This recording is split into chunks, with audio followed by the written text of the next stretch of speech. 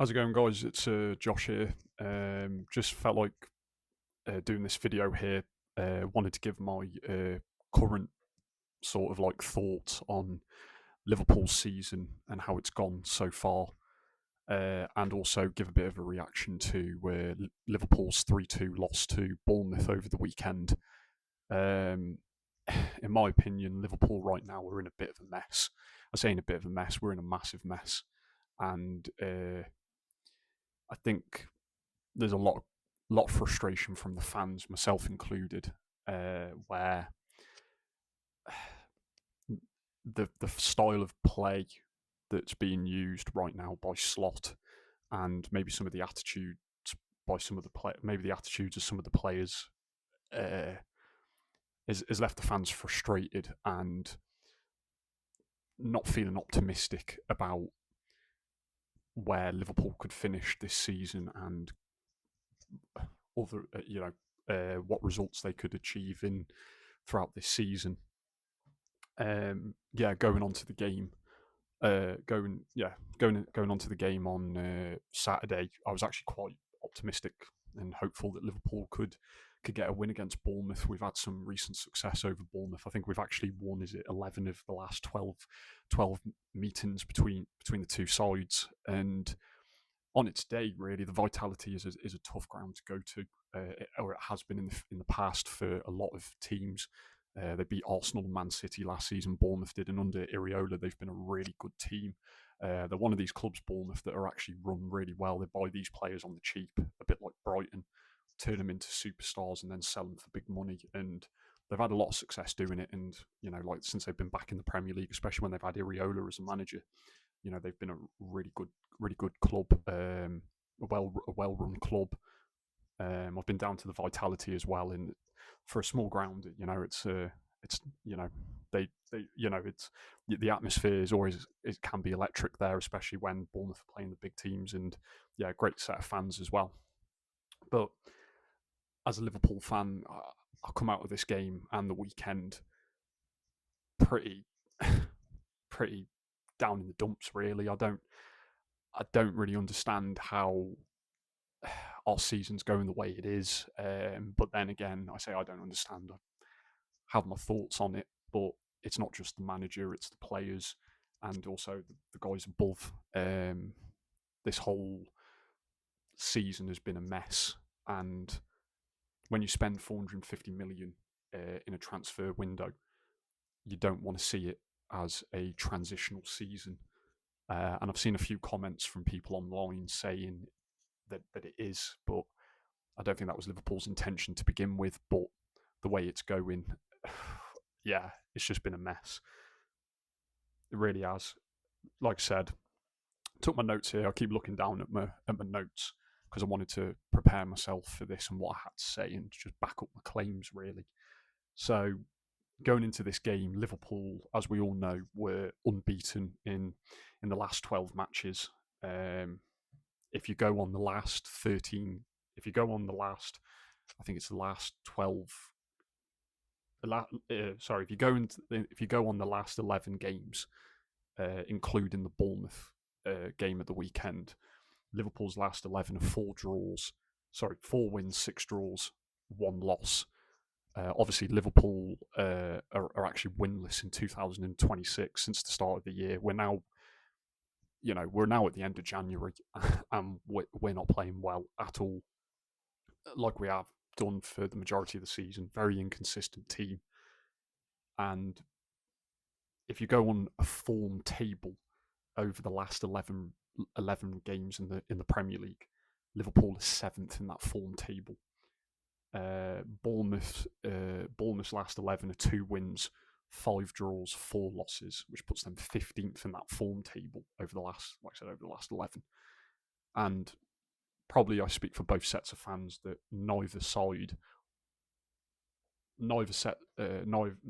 the fans don't expect the teams to be playing this bad. Probably, I know Bournemouth sold a lot of their defenders in the summer, so they've had like a rebuild there. But yeah, I think probably Bournemouth fans probably expect them to be a little bit better, maybe in terms of form.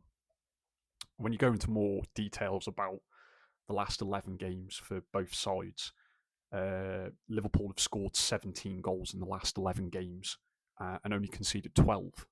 We know that Slot's has been this manager for how he likes to have a lot of control with his, he likes to have a lot of control in games. So Liverpool have actually only conceded 12 goals. So defensively, Liverpool have actually looked all right. That's actually the second lowest amount of goals conceded in the last 11 games, which only Arsenal have a better defensive record where they've conceded 11. So they've only conceded one goal less than Liverpool. Bournemouth, on the other hand, have scored 19 goals in their last 11 games. So they've scored two more than Liverpool. However, they've conceded 23, which is the most in the league in that period.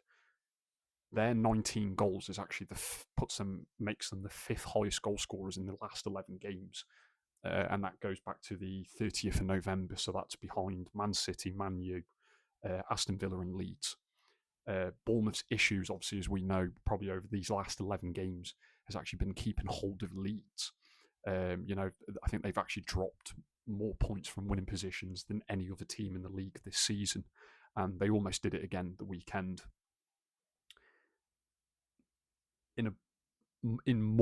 When you dig deeper into these stats, neither team going into this game was actually in any good form.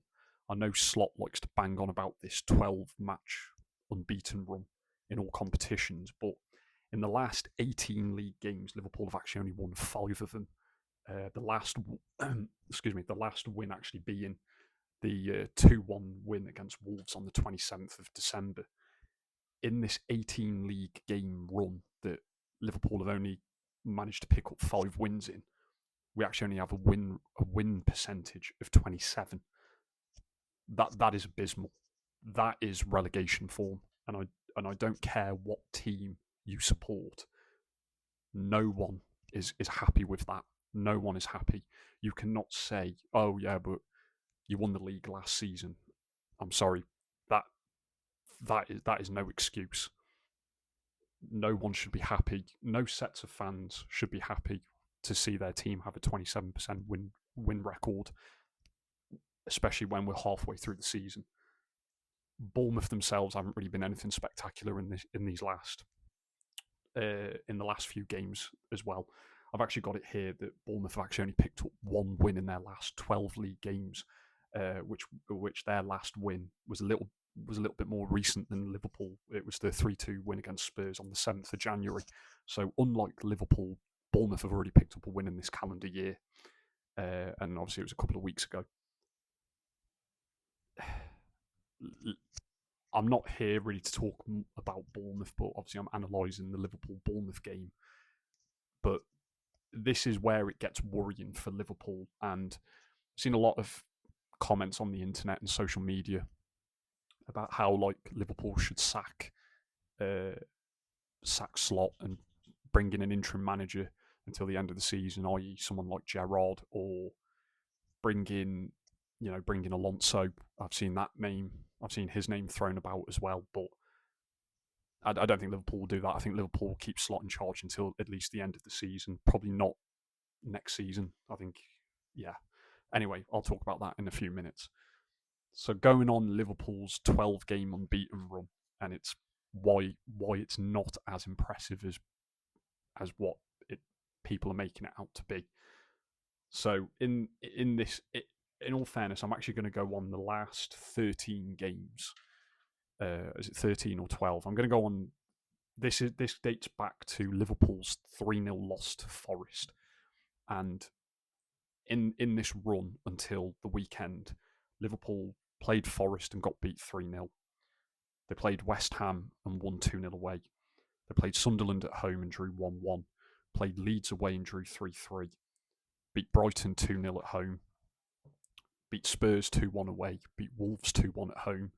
Drew 0-0 with Leeds at home. Drew 2-2 away to Fulham. Drew 0-0 away to Arsenal. Drew 1-1 at home to Burnley. And lost 3-2 to Bournemouth away. If you look at those in a bit more context, so if you go on the league position at the time of kickoff going into those games, Liverpool played Forest and got beat 3-0 at Anfield. I was at that game, and yeah, it was awful. Forest were 16th going into that game, so they weren't in any good form. And I believe that was Forest's first away win of the season.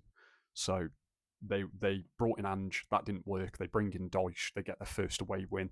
You could put it down as a new manager bounce, but I don't know. Forest have been a bit weird since under Dyche. They've been a bit inconsistent, but obviously a bit better than what they were under Ange. However, you're playing 16th in the league. They've not won away at all this season, and that's their first away win of the season. You play West Ham and they're 17th. They're not in good form, and it's an expected 2-0 away win. You play Sunderland at home. Now, Sunderland are one of the newly promoted teams, as we know. Liverpool have, for the first time in the Premier League era, have failed to beat all three promoted teams at home this season. And again, that's a shocking stat. And again, something that doesn't do Slot any favours.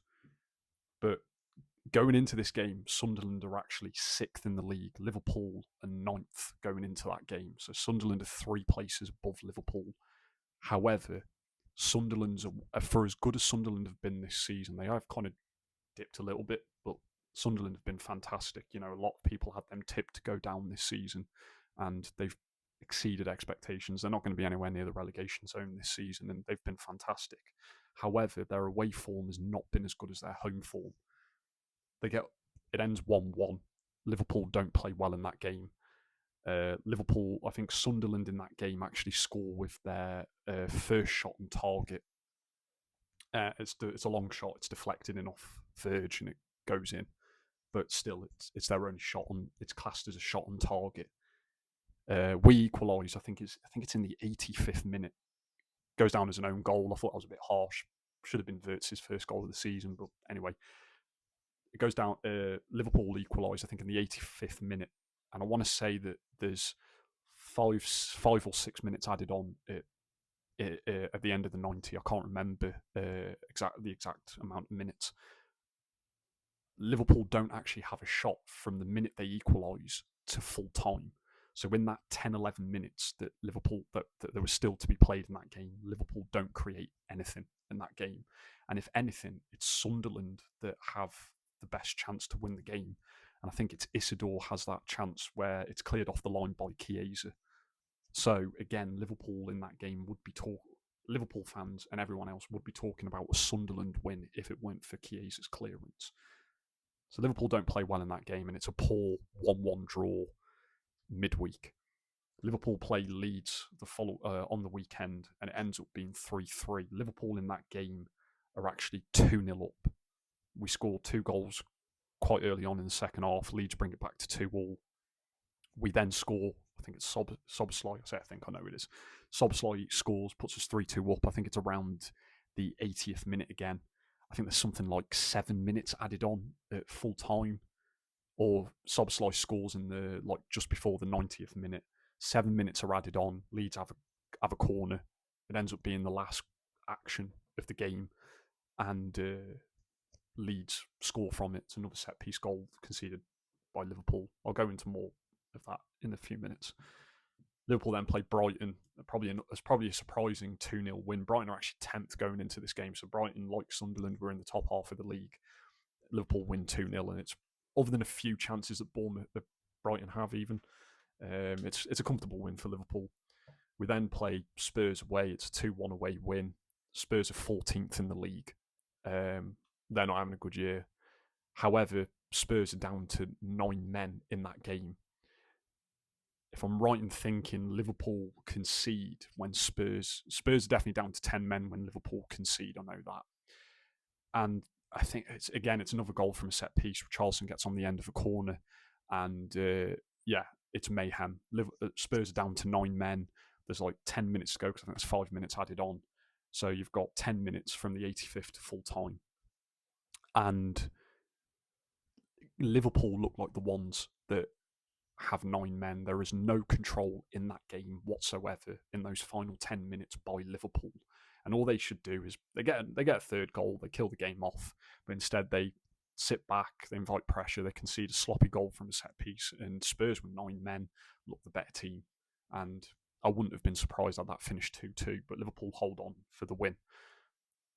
The following week, Liverpool play Wolves at home. Wolves are bottom of the league, as we know. The game finishes 2-1. It takes Liverpool 14 minutes to break Wolves down. Again, I'm at that game on the 27th, which is actually Liverpool's last league win. It takes 40 minutes for Liverpool to break Wolves down, but we get 2 quick goals before half time. However, straight away from the kickoff to start the second half, Wolves have a corner, they score from it.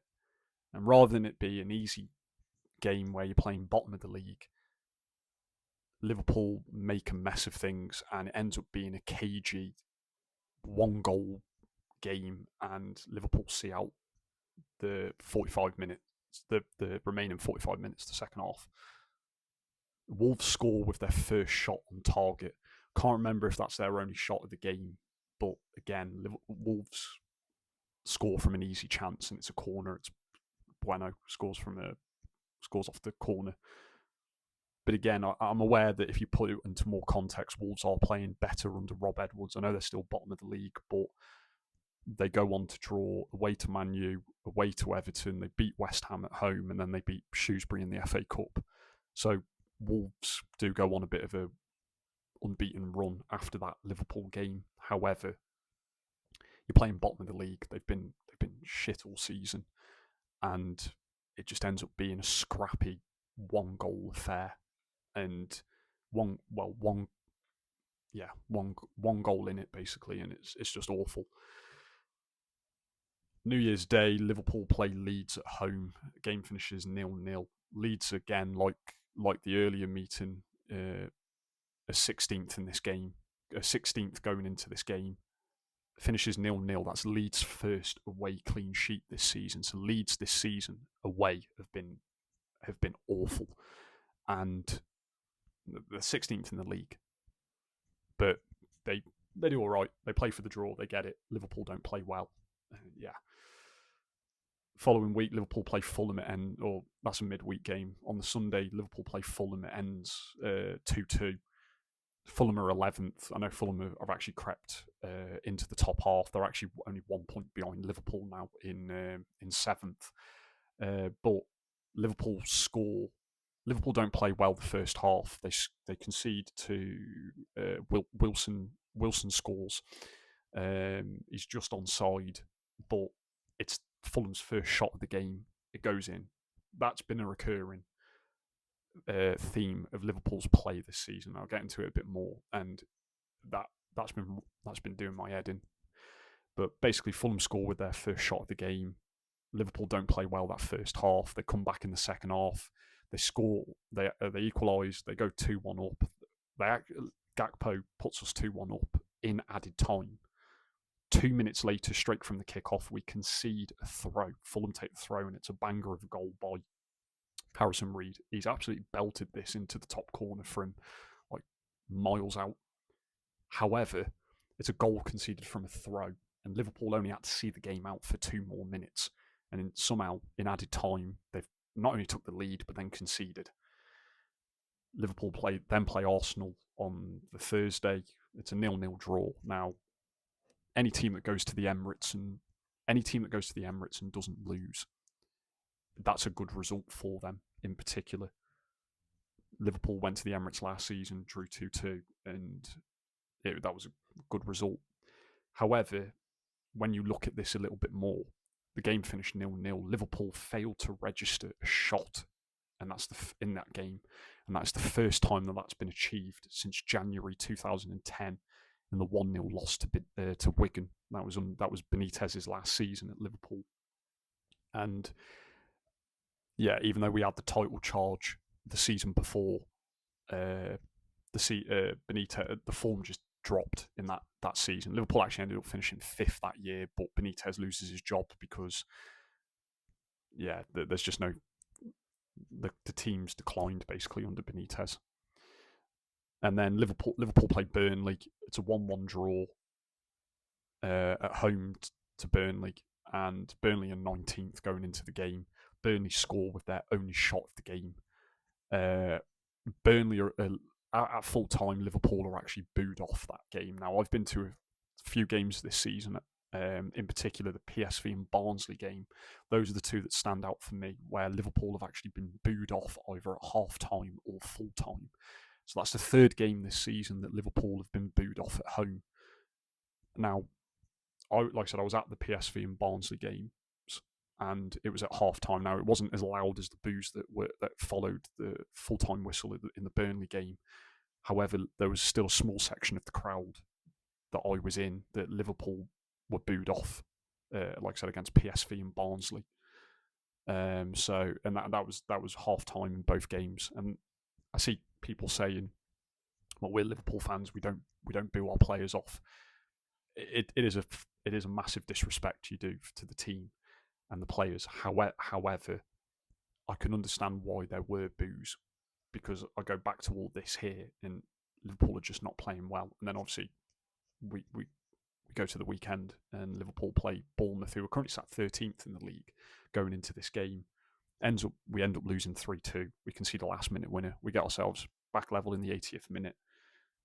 There was only one team that was going to win that after we equalised, and that was Bournemouth, because Liverpool did a few things that I didn't like.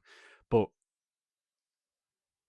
there is a lot of cause for concern here, and in depth going on these results. Liverpool, in the last 13 games, only 3 of those teams have been in the top half of the league, and we've not actually lost any of them. It's 1 win, 2 draws.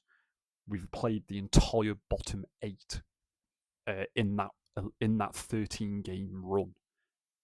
We've only beaten 3 of them, which is Spurs, Wolves, and West Ham. There is so much cause for concern here, and like I said, I find it hard to believe what I just don't understand actually what these guys are doing in training before every game because the performances on the pitch are not working. And this isn't just an issue with the coaching. This is even with Hughes and Edwards going from like transfers and lack of transfer activity in this market as well, not bringing in the right depth. Slot makes some subs in the Bournemouth game. On the 60-minute mark, he takes off Ekitike. Brings on Ekitike and Curtis Jones. Now, Ekitike should have started that game. He's our top goal scorer this season. He's got 12 goals in all competitions. I think that's right. And he starts it on the bench. Now, Slot says in his press conference that it was to manage minutes, but Liverpool needed to win this game. The results at the weekend didn't actually go in our favour, and we've ended up dropping down to 6th. Liverpool needed to win this game. They couldn't be. We're not in a good situation right now, and even though he's been banging on about 12 games unbeaten, it's not been an optimistic 12 match unbeaten run.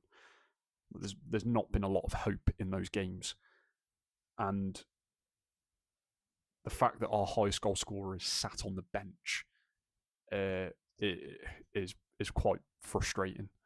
He brings Ekitike and Jones on. He takes off McAllister. He's not played well this season. He's been a shadow of the player that he was last season. He had a hernia operation in the summer, so I don't know if that plays a part in it, but I think it's down to as well Slot not using him right. But anyway, he takes off McAllister and he takes off Frimpong. Now, this is what has pissed me off so much, and it only really worked for one game, and that was the Arsenal game earlier on in the season, where again I was at that game at Anfield and Liverpool won 1-0. If you're going to take Frimpong off, he needs to be putting on another fullback. Either he keeps Kirkez on and he puts he does like an inverted fullback where he puts Kirkez at left back, Robertson at Kirkez at right back, Robertson at left back, or vice versa. Or you bring on Calvin Ramsey. Now, he is an option on the bench, and he is a right back. Taking off Frimpong and moving Soboslai to right back should not be should not be considered. The last 4 games that Szoboszlai has played at right back, Liverpool have actually gone on to lose. That's Bournemouth at the weekend, the 4-1 loss to PSV, the 3-0 loss to Forest, and the 2-1 loss to Man U. Liverpool have lost the last 4 that Szoboszlai has played right back at, so that should not be considered. And he does his press conference, I think it was a couple of weeks ago, where he spoke about the availability of Calvin Ramsey, but he actually slags him off, and he says that he has better options at right back than Ramsey himself. Now, Ramsey's Liverpool career has not really got going, and I do feel sorry for him. Unfortunately, he's made a glass. He was signed by Klopp. He's only 22 years old. He's had a couple of loan spells. I think one back in Scotland, and I think one with Wigan in League One, and they've not really worked out for him. But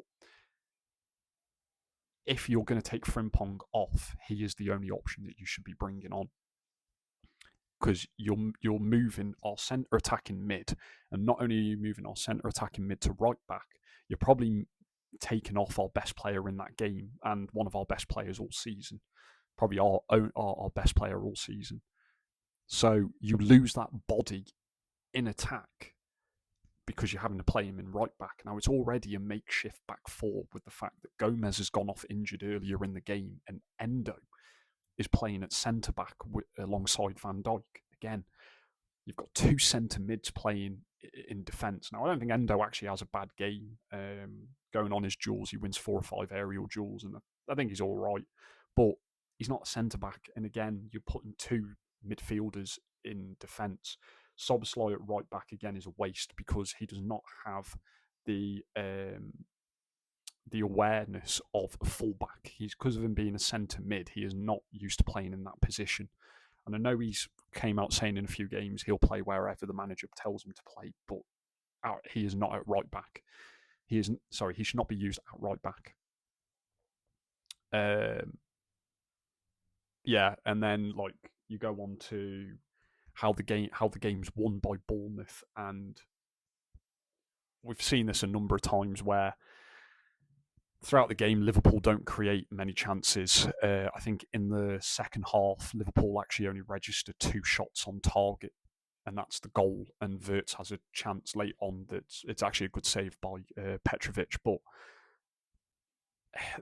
Slot's style of play does not suit our attackers. You have games where they're high-scoring games, like the 3-3s and 2-2s, where you get end-to-end games that are they end up turning into basketball games. There's a lot of chaos. There's no control, and you either get games like that, or you get games that are ultra defensive, where you get your 0-0s or 1-1s, and they're boring games. Slot at the moment this season in particular has not been able to find the balance between our attacking players and our defensive players. There is no balance in the team. No matter who he plays in midfield, that midfield gets run through no matter what. There's an example in the game late on where Evan Nilsson actually has a good chance to score. Ryan Christie picks the ball up. He's only just came on as well, Christie. And he runs 75 yards with the ball. And then he plays the ball through to Evan Nilsson, and he actually puts it wide. Misses a bit of a sitter, to be honest. He probably should have scored. But either you get situations where you get that example that, like Christie, where players just run right through the midfield, no one putting in a challenge. Again, that probably comes down to player attitude, lack of, probably a bit of naivety really from Liverpool. But Christie runs 75 yards with the ball, and no one puts in a challenge, or you have examples of where 3 or 4 passes, Bournemouth, not just Bournemouth, but an opposition is in a shooting chance, and either it leads to a goal or it leads to them creating something, and they win a corner or something, or they force our goalie to make a good save. I've seen that a number of times, and no matter who Slot plays in that midfield, it does not work for some reason. I don't know what they are working on or not working on in training, but that midfield is too easy to run through. Mixed with the attacking, when we go on an attack, no shots are being, or a low number of shots are being taken a lot. Rarely I see shots being taken from outside the box now. They look to try and find a pass either just on the edge of the box or try and play that through ball when already in the box. Really, the best option is just to shoot. So they're always taking the attacking players are always making the wrong decision. And again, he's not the style of play that he's using is not is is not help. It does not attribute to our attacking players' strengths in the final third. And I look at this, where like even when under Klopp, where and even last season under Slot, where the ball's played out wide, either to Diaz or Salah or Gakpo. Same can be said this season when it's Gakpo or Salah or Chiesa or whoever's out on those wings. But the fullbacks no longer overlap. So when it comes to our wingers being in a position where they're on the edge of the box or they're running down the wing, they want to whip in the ball, the angles are cut off because it's them versus two or three defenders or two or three players. So there's no angle to make the cross, but also as well, there's no angle to take the shot. So having no fullbacks on the overlap, and that's happened a number of times. I've seen it on the TV and I've seen it at Anfield this season, where the fullbacks are no longer making the overlaps.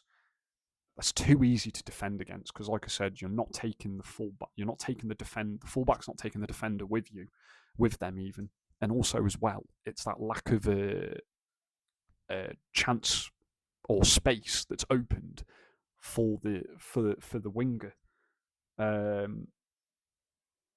Yeah, and obviously the goal is conceded and Bournemouth's winner, going on another thing, is conceded from a throw. Now it's another set piece goal that Liverpool have conceded, and it's another goal conceded from a throw-in, which Liverpool now have conceded 5 goals from throw-ins this season, which is actually the most in the league. Liverpool sacked Aaron Briggs a few weeks ago, who was the set piece coach. Didn't work, and our lack of a set piece coach now. I think there's an analyst in charge now, but again, he's not. I don't think he's a set piece coach. He's just there to analyse them. And again, we are in January or at the end of January, and this is still happening. I believe that 60% of our goals conceded this season have been from set pieces. Like, again, I don't understand how they're not working on this in training. At least it doesn't feel like they're working on it in training. And it's too easy to play against. Liverpool right now, we're too easy to defend against, and they're too easy to. The chances that Liverpool give the opposition are too easy to score from, and that's why we're also seeing a lot of teams against us scoring with their only shot of the game, or like having a 100% shot conversion record in the game. On the flip side, he goes on to saying in his press conferences how, like, I say on the flip side, adding more to that, even Slot goes in his press conferences, goes on to say that he goes on to quote a lot that Liverpool are playing against teams that set up in a low block. And when you look at the Champions League, we've not really come across that much. And Jamie Carragher, I think, alluded to it on Monday Night Football last night, and he was saying that that the style of play that Slot plays is a lot suited to is more suited to the Champions League. And the reason we're not playing against teams that have low blocks is because you look at our opponents in the Champions League. Our last 3 opponents in the Champions League, I think, are Real Madrid, Inter Milan, and Marseille. Sorry, not last 3. Those are 3 teams that we have played in the Champions League this season. Now, you're not going to be playing low blocks against those 3 teams. Real Madrid definitely are not going to be settling up for a low block. Inter Milan, I know that in Italy they like playing the 5 at the back, but in my opinion, you're playing the best team for the last couple of years in Italy. I know Napoli won the league last year, but like I said, in my opinion, Inter Milan have been the best team for a couple of years, or at least a few years in Italy. And again, you're playing them at the San Siro. They're going to come at you. They're not going to try and play defensive football and try and catch you out on counter attacks. They're going to go out on the full attack against you, and Liverpool win that game. You're playing Marseille. Marseille are the top goals or the highest goal scorers in France this season. So again, you're playing against a team that play very attacking football. So again, not a team that are suited to the low block or don't like playing the low block. So that's also why we're probably having more success in the Champions League. I wouldn't say it's down to easier oppositions. I would just say that you're not playing teams that are going to be set up in the low block as much as what you would get in the Premier League. But Slot has to be able to adapt. Like the top managers have to adapt to the current situation, and these guys right now are not. And then, yeah, I just look at it more that the further away we get from that Klopp gegenpress style and closer to Slot's long-term plan, the worse we look. Now, players' attitude can be questioned as well, especially our captain Van Dijk likes to say a lot after games, and he's at fault for at least 2 of those Bournemouth goals. I'd probably even say he plays a part in all 3 of those Bournemouth goals. He's not had a good season this season. However, I still think he is our best centre-back in the team. And I know I've seen comments on the internet saying, oh, well, he's washed and stuff like that. But I don't accept that. I still think there is a quality player there in Virgil van Dijk. The same with Mohamed Salah. And I just think these are players that are not being used to their strengths, or in Virgil's case, probably having too much to do, when I allude back to the midfield being non-existent, especially when trying to defend. And I just put it more down to Slot's style of play. We can also question as well the guys above him, Edwards and Hughes, not bringing in more depth in defence. Virgil's having to play a lot more games this season. Well, no different to any other season, but we're not there to give him more rests because there's no one that we can replace him with. So, yeah, it's really frustrating. It's a bit of a head scratcher as to how it's got this bad, but I think I've made my points clear as to how it's got bad and why we're playing the way we are. I've seen a lot of comments on the internet about how Liverpool need to sack Slot now. Now, that also as well is a risky move. I know, like I said, no team should accept 5 wins in 18, 27% win record in those last 18 league games. However, you could bring someone in worse than Slot and Liverpool just plummet down that table. Now, at the moment, all things considered, we are only 2 points off top 4. We're currently 4th in the Champions League table. We've got a great chance. I'm at the game tomorrow night against Karabag. We have a great chance, and that game is a must-win, by the way. Great chance to win that game and get ourselves into the round of 16. And then obviously as well, we're still in the FA Cup. Now, I don't think Liverpool are good enough to go on to win the Champions League or the FA Cup this season. However, you still want to go far in those competitions. So still a lot to be played for Liverpool. And I've seen options being floated around on the internet. I think they're just rumours. I don't think there's any truth to them. But sacking Slot, bringing someone like Gerrard in as an interim manager till the end of the season, I wasn't impressed with Gerrard at Villa. So I don't think that should be considered. And then obviously as well, Alonso's name keeps getting thrown about. Now, Slot's actually played Alonso over the last 2 seasons by Leverkusen and Real Madrid. I was at both of those games, and we battered by Leverkusen 4-0. Bearing in mind they were the German champions going into that game. They won. They went unbeaten in the league. The only game they actually lost all season was Atalanta in the Europa League final. And then you've played Alonso's Real Madrid and you've beaten 1-0. And Liverpool played well in that game. Yes, I know it was only a 1-0 scoreline, but it was a hard-fought game, and Liverpool were exceptional that night. So things might not also work out with Alonso, so that is also a big risk. But Slot needs to change things quickly because if Liverpool don't qualify for the Champions League, unfortunately, that will result in him getting the sack at the end of the season, which I think he will anyway. But Liverpool have to be in the Champions League this season. It's been an embarrassment of a title defence. However, there's still a lot to be played for this season. I'm going to leave that there because I've rambled on for too long. If anyone's seen this video, I hope let me know in the comments your thoughts and if you agree with anything that I've said, or maybe something that I've missed out that I've not really considered. I'd like for the audience to get involved in this, and hopefully I've made a lot of sense.